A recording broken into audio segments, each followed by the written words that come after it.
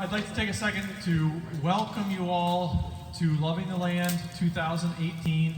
This is our, how many conferences have we? This is our seventh. Seventh. I can't count them on one hand.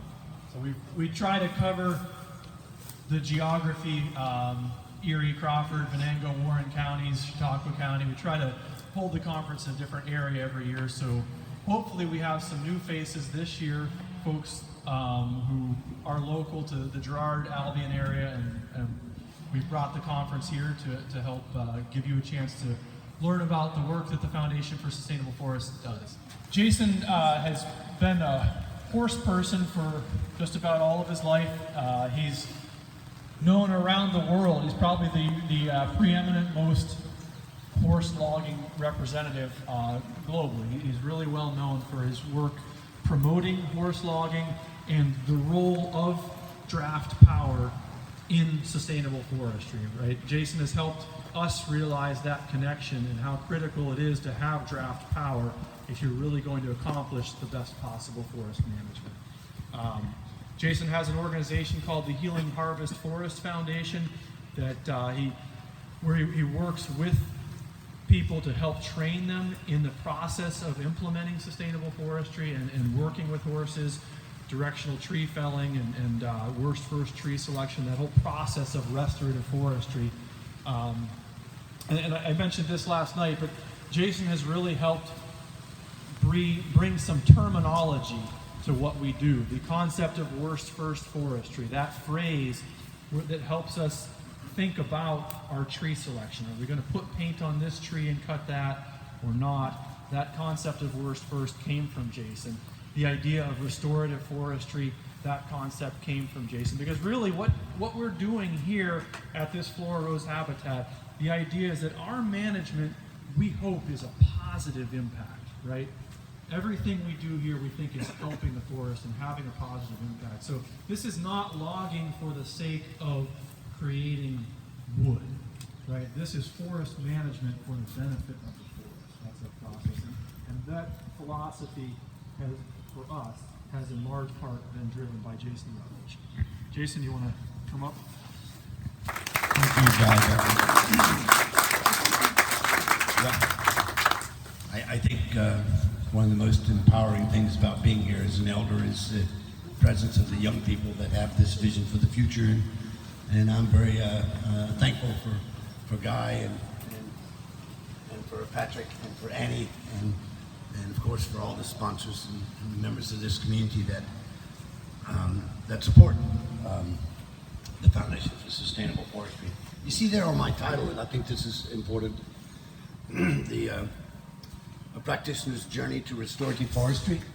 There are a lot of opposing forces to doing the right things.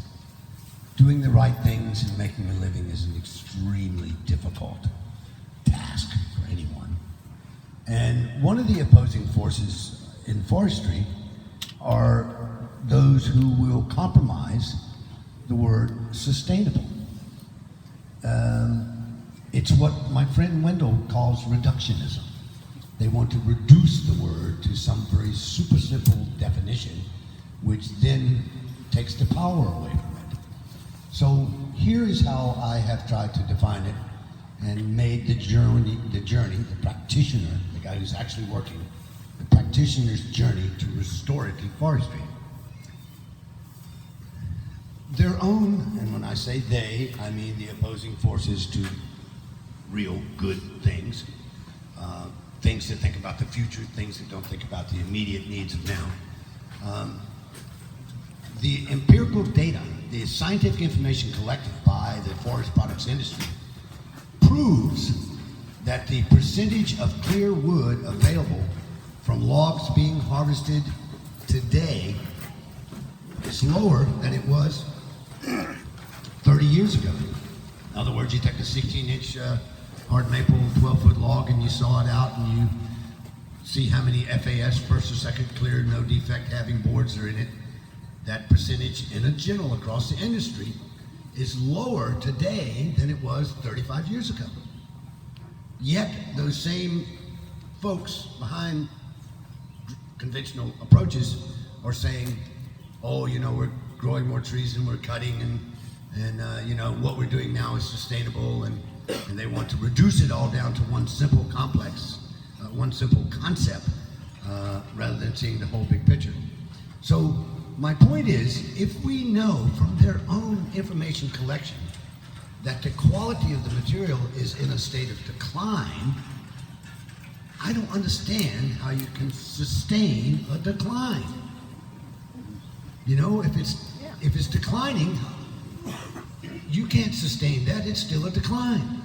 So my mindset has been to stop that buzzword from being compromised by saying that what we're already doing is okay, so just keep doing it. And it's done through defining that you can't sustain a decline. If the quality of the wood that you're producing is declining, then you have to accept that it's declining, and you have to accept that you can't sustain a decline. So my concept in making the journey to restorative is that I feel the only chance we have to actually be sustainable or stay the same is to be restorative. One of my goals in life is to change the debate from not what is sustainable, reducing it to a bean counter computation, but let's debate what is restorative. What does it take to actually improve the forest in a nature imitating way to actually improve the percentage of high quality materials that are coming out of the forest as a result of man aging the forest. That play on the word management. And over the years of thinking about this, and I got to say, I'm going to be out here with the horse fellow today, and I'm here because of my relationship with the horses. My deepest and best thinking occurs while resting horses. That is a limitation to the horses. The horses can only do so much because they're animals that have to recharge their system, and you have to stop and rest them. They're not an endless machine that can run on forever. They have great abilities to store glucose in their muscle cells, and they can provide a tremendous burst of energy, but then they have to stop and rest. So it's during those rest and renewal times that I study the forest. I'm also observing the respiratory rate of my horses. I'm going to make sure that I give them time to recover before I ask them for an effort again. But in that resting time is my meditative time. It's when I look at the forest. It's when I watch for the birds. It's when I think about what I'm doing beyond the log that I have behind me or the next tree that I'm going to cut. So the horses sort of give you a meditative opportunity just because they do require that you rest. Age will do that for you too. You can't walk up that hill so fast, we're going to stop and blow. Yes. And while we are, we're going to look around and see what school that we hadn't seen before. And so the horses kind of give that to you. So if you can get young people that will engage those horses for all sorts of other reasons and include that one, then it expands their life force, makes them more alive. And that's what the whole point is here, is to be more alive. The horses add life to this experience. I call the guys that we train biological woodsmen. And what makes them biological is because they have that living component as a part of their practice. They have a biological power system. They have a power system that operates off of solar energy in the form of hay and grain, that we can grow ourselves, and we don't have to have fossil fuel to operate. It gives them independence. So that makes them biological.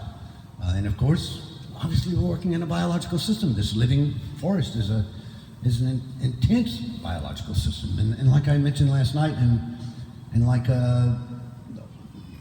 the thinking people that love the land the same as I do, we're completely intrigued by the notion of how much we don't know about this system. There are organisms in the soil of this forest that we probably don't even have a name for yet. There are all sorts of things going on out here that we fully don't understand yet. So the best place for us to start is almost like the Hippocratic Oath of do no harm.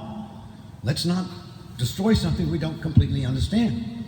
Let's not throw the baby out with the bathwater. Let's not poison the well. Let's not do things that make it so our life doesn't leave the greatest potential possible for those who come behind us. So Restorative forestry, to me, the definition means to create a condition as close to a pre-European forest as possible in a single entry.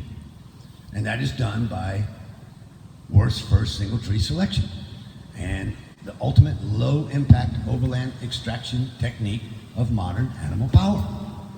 This is not, we're not out here wanting to be our grandparents. We're out here because we want to take the best of the past to make a better future. You don't want to throw away thousands of years of culture because of 75 years of cheap intensive energy in the form of oil. Don't do it. Don't let it erase our cultural connection with the past. It isn't prudent to dismiss that historical technique and culture. It needs to remain as an instrument in the human toolbox for the future. And all of you that are a part of FSF are visionaries just because you see that there is a potential in the future that's not being fully expressed in any other setting other than a few individuals like Healing Harvest Forest Foundation and the Foundation for Sustainable Forests. This is cutting edge stuff. This is a way to improve the percentage of high grade lumber coming out of the logs that are being sawed that is truly sustainable. In fact, it's improving, it's restorative. That's the whole difference between sustainable and restorative to me. Troy and I go back to before FSF, when we were just guys out here trying to do the right thing in the forest and make a little living at it. And we're still here, and I'm happy to still be here and happy to be a part of this. So I'll be with horses today. If you have any questions, ask me a question. If you got a question now, ask me. And I think it's getting time to let you all go on before the rain starts. Thank you for being here.